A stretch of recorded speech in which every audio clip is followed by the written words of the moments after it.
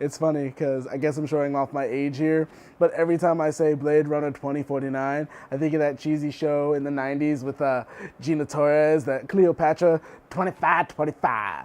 Do y'all remember that? Please tell me some of y'all remember that. I'm not the only one who's kind of old here.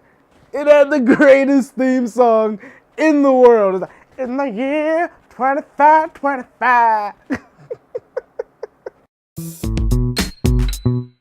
Real cool dude. Yo, what's good, real cool people? It's your boy David, the real cool dude, coming at you with another movie review. Today we will be discussing Blade Runner 2049. In this film, we follow Kay, played by Ryan Gosling. He is the Blade Runner that we follow on this journey. And for the most part, to start, it's the same old shtick. There are replicants who are going outside of their parameters, and when they kind of go rogue, Blade Runners are sicked on them, and they are retired. But this movie offers a twist, which was very refreshing because the first Blade Runner is a great sci-fi noir, if you will. But nothing really spectacular happens. It's really good foundational film. It explains to you what replicants are, what a Blade Runner is, and then you're watching the Blade Runner do what his normal job would be. But in this film, because we already have established what Blade Runners and replicants are, they throw in a cool little nugget in regards to the evolution of these replicants in the year 2049. Now, I can't give away too much without spoiling things, but I will say, as far as visuals go, they captured the essence of Ridley Scott's original Blade Runner to a T. And to match the beauty of these visuals is a fantastic score. And they don't overload you with too many spectacular visuals, nor do they overwhelm you with too much of an intense soundtrack. It's very well balanced. It's really cool. It's a really cool dive into what is humanity and the evolution of humanity. And I didn't think there was much more that you could do with the story of the replicants, but they really take you somewhere new, and it's really, really well done. Now, much like the first film, this movie is not a boom boom shoot 'em up action spectacular. No. It truly follows in the footsteps of the original and is a detective story.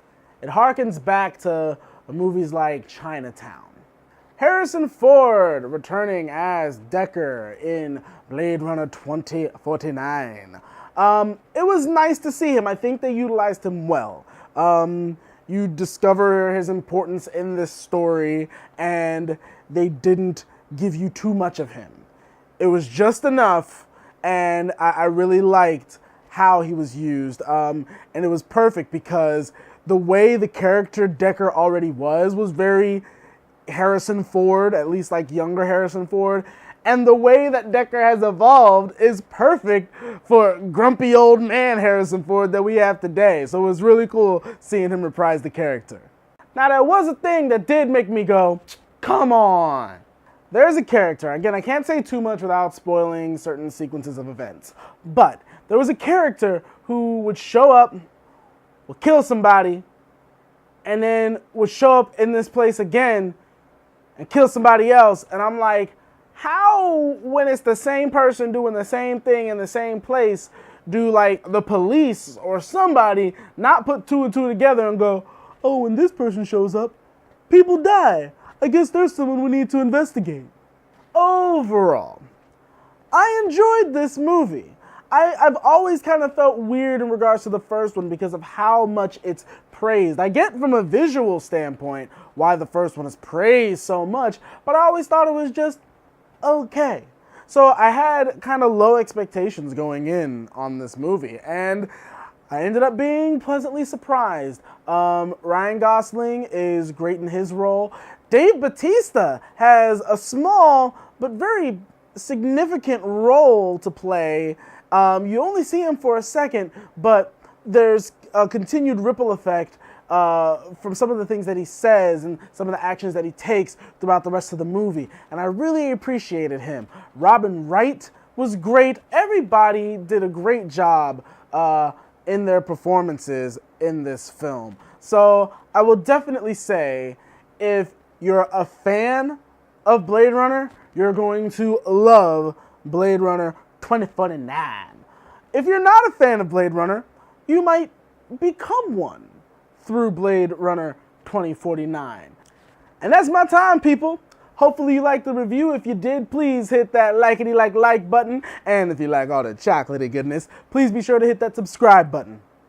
You can also find me on social media on Facebook, Instagram, Twitter at RealCoolDude, or EEL Cool Dude. Y'all know the deal. As usual, you guys are wonderful. I made 200 subscribers. It's not a lot, but it's great for me just because it was a milestone that I was looking to hit, and I hit it, and it's all because of you, and thank you very much, and yay! Thanks to, shout outs to Officer Rob. He showed me some love and sent some of his people over, so if you came over because of Officer Rob, holla. Thank you so much. The people who came through from Wet Movie 1, my homie Brendan, thank you guys for still sticking through with your boy. I hope to continue to entertain and enlighten. Again, thank you guys so much. It's your boy David, the Real Cool Dude. Keep it real.